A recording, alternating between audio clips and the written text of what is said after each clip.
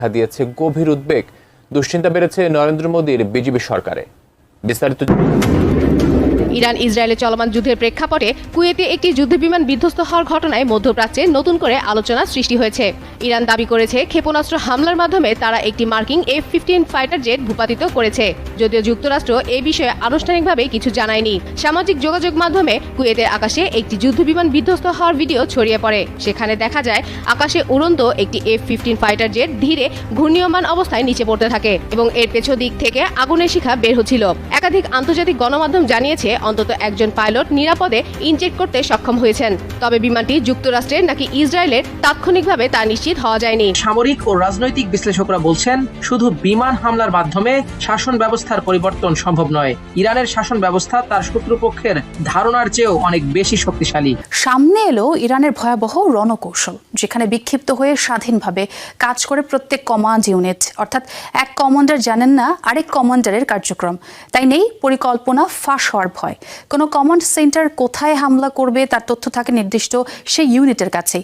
কার্যকর এবং ভয়ঙ্কর এই রণনীতির নাম মোজাইক ওয়ারফেয়ার বা মোজাইক ডিফেন্স সিস্টেম, যা ইসরায়েল ও মধ্যপ্রাচ্যে যুক্তরাষ্ট্রের বিরুদ্ধে পরিচালনা করছে ইরানের বিপ্লবী গার্ড বাহিনী IRGC। অবিশ্বাস্য ঘটনা ঘটছে মধ্যপ্রাচ্যের দেশ কুয়েতে। এমন পরাজয় নিশ্চিতভাবেই ইতিহাসে খুব কম দেখেছে মার্কিন যুক্তরাষ্ট্র।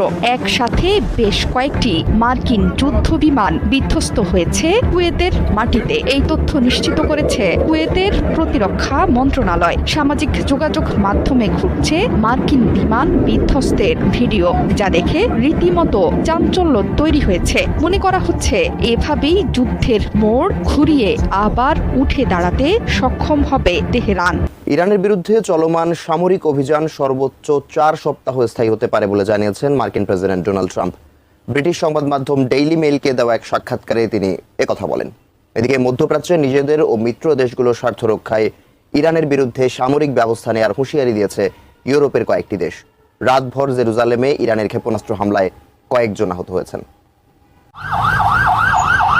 রাতভর ইরান থেকে ইসরায়েল লক্ষ্য করে একঝাঁক ক্ষেপণাস্ত্র ছুড়লে পশ্চিম জেরুজালেম জুড়ে বিমান হামলা সাইরেন বেজে ওঠে। এর পরপরই ওই এলাকায় বেশ কয়েকটি বিকট বিস্ফোরণের শব্দ শোনা যায়। ঘটনাস্থল থেকে আহত বেশ কয়েকজনকে উদ্ধার করা হয়েছে।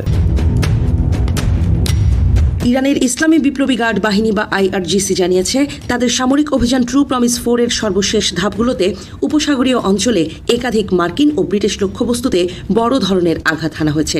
সংস্থাটি দাবি করেছে, ক্ষেপণাস্ত্র ও ড্রোন